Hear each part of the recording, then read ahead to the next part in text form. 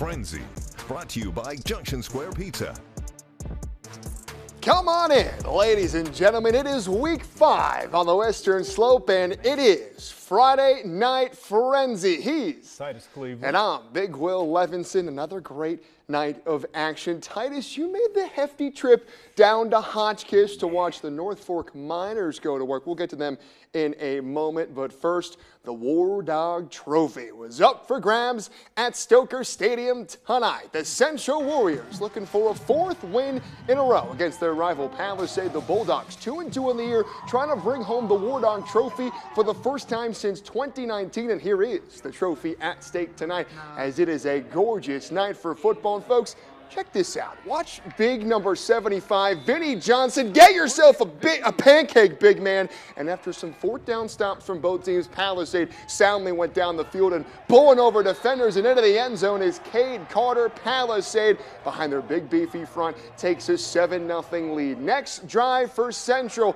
Asher Carter, and it's picked off. Nathan Umberger, ladies and gentlemen, has the football, and you're not catching him. His second touchdown of the season, 1 on offense and now 1 on defense. What a special moment for that young man. You love to see it. But the Warriors were finally able to move it thanks to the quick and shifty legs of junior quarterback Asher Carter.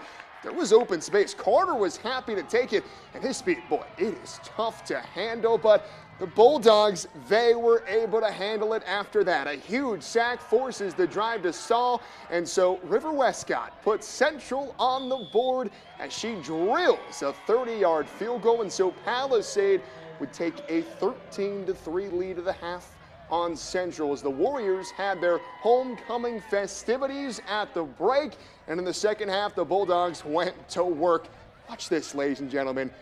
Pushing the pile. This Palisade team, folks, it is physical. They are tough to play on both sides of the ball. And then Caleb Johnson punches it in from 1 yard away. The Palisade Bulldogs are running away from the Central Warriors. It's 20-3, and Palisade just kept it rolling from there as they reclaim the War Dog Trophy and doing it dominant fashion, pulling away from Central 35-3. And for Central, it's what we've seen mostly all year. They had the talent to compete in the first half of games, but boy, the lack of depth, it has cost them time and time again in half 2 as Palisade gets over 500 with that big win. Man, Will, that was a performance, and it just feels like whenever Palisade is playing at Stoker, that's when they get all their luck, all the chips fall their way. What did you see from the Palisade Bulldogs? Do you think that they can be competitive in this league today? Absolutely, and it's a lot different than like what we saw last year with this team. They're more experienced up front. They've got the big beefiness up front to be able to push the ball because that's what this is about. We saw it time and time in this game. They simply outmanned Central up front, and then they have the weapons outside. Easton Embry can make some plays catching the football. We saw what Nathan Umberger can do as well. And watch out, Branson Springer, he can throw the football. Palisade, they're going to be a tough team to play every single week, that's for sure. I mean, they are definitely something to look out for. I can't wait to see what they're going to do next week. But like you did say, Will, I did take a drive, and it was a long drive. My first time ever heading up to North Fork, and I can honestly say it was worth the drive. Let's take a look at those highlights, folks. The North Fork Miners looking to make up for last week's home loss against Banning Lewis Academy. They should have a little extra motivation tonight, being that it's North Fork's homecoming game, and those Miner fans showed up and showed out. Gunnison would receive the ball first, but could not do anything with it as their first drive would end in a safety, putting the North Fork Miners up 2-0. But now North Fork has the ball, and it was a really windy day out there, which resulted in a not so good kickoff. However, the Miners would capitalize on the poor kick, picking up some yards and a huge extra 15 for the late hit, putting North Fork in great scoring territory. The first quarter would come to an end after the Miners were able to get a few more yards on this play, setting them up for the touchdown in the beginning of the second quarter. North Fork would go up 9-0 after the field goal. Would come out on top in this one, 18-7 against the Cowboys, pushing their record to 2-2 on the season. The Cowboys continue to search for their first win of the season. Their next game will be against Montezuma Cortez, and as for the Miners, they will look to make it 2 in a row when they hit the road to face Olathe. Will, you was over there a couple of weeks ago.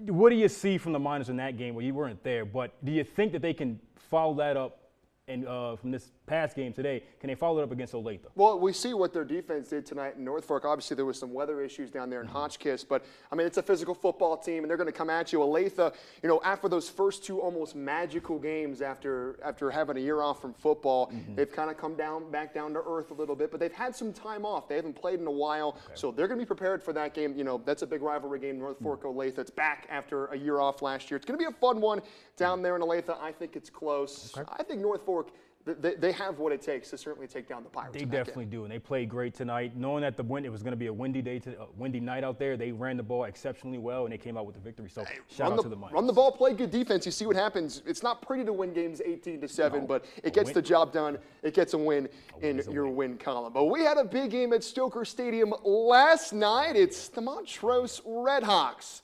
undefeated at 4-0, who are in town to take on the 5A Fruita Wildcats, desperate to get after it following a heartbreaking overtime loss to Grand Junction, and the Montrose offense went right down the field on the opening drive. Elijah Womack is somewhere in there with the ball. Touchdown Montrose. It's 7-0, and head coach Brett Mertens and his Redhawks, they were doing their thing in this first quarter. Another drive methodically down the field, and this time untouched from 2 yards out. Chase Mahan scampers in. Montrose quickly at 14-0, and Fruita couldn't do much on offense, but the Redhawks could.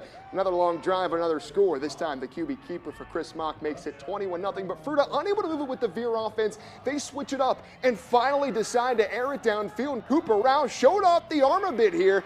And my heavens, on the outside, number 7, Carson Weddle. I mean, he was looking like Calvin Johnson on this drive. Now they try the deep ball, and again, it's Weddle, a huge gain. How about Fruita throwing it down the field? And why not another throw to cap off their best drive of the day? Chris Bennett on the receiving end, extending it across the plane. Fruita not going away. It's 21-6. But boy, the Montrose offense continued to hum.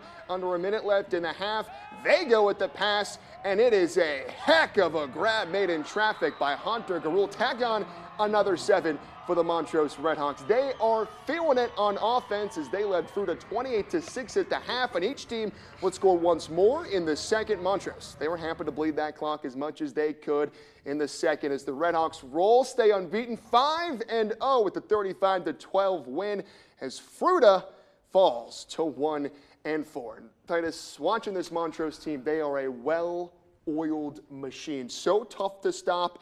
They run their triple option offense almost to perfection. I mean, the sleight of hand tricks as a camera guy, it's hard to shoot. You don't know where the ball's going. Yeah, well, I was there for their first 2 games, and it took me a while to get used to their scheme, their rhythm that they like to do, because you cannot find that ball. And as a cameraman, it's confusing for me. So just imagine what it's like for those defenders on the other side trying to find who has the ball, and they got great size. So once they get some steam rolling, it's hard to take them down. They are a legit title contender in 4A, folks. They came a team away last year. They could make it happen this year.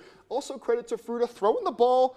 I think they should continue to throw it because it has worked so far when they've done it. But we got to get to more scores across the Western Slope. And Titus, here it is. The Grand Junction Tigers, not their best output tonight down in Durango. Man, I mean, I was looking for them to keep that win streak going, but I think this was a wake-up call. I mean, we spoke about this before we got on air, but you said that this was a wake-up call for the Tigers, and I can 100% agree with you right now. 100%. And you look at it, right, coming off a huge, massive, program-changing win over Fruita, and to do it on the final play in overtime like that, it's an emotional type of game to come back from, and that is a tough place to play down there in Durango. We saw it with Palisade last week. They went down there and, they had a difficult time with the Demons. And Grand Junction, again, as you said, wake-up call. It's what they needed. They have to suffer a loss. It's not a league game in 4A. Okay. They're about to enter league play next week. So now they get a chance to really make amends for this loss tonight. We got one more score over in Greeley. The Rifle Bears,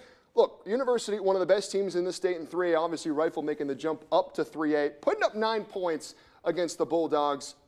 I at least see some improvement on offense from Rifle because they've been blanked pretty much in every game they've played. Yeah, it's a tough season for the Bears so far, but they will get it going. They have experience in getting to that, overcoming that hump, so they can do that this season. But that's a wrap on Friday Night Frenzy. This is Titus Cleveland, and he's Big Will Levinson. And we will see you guys next week here in the Grand Junction on the Western Slope.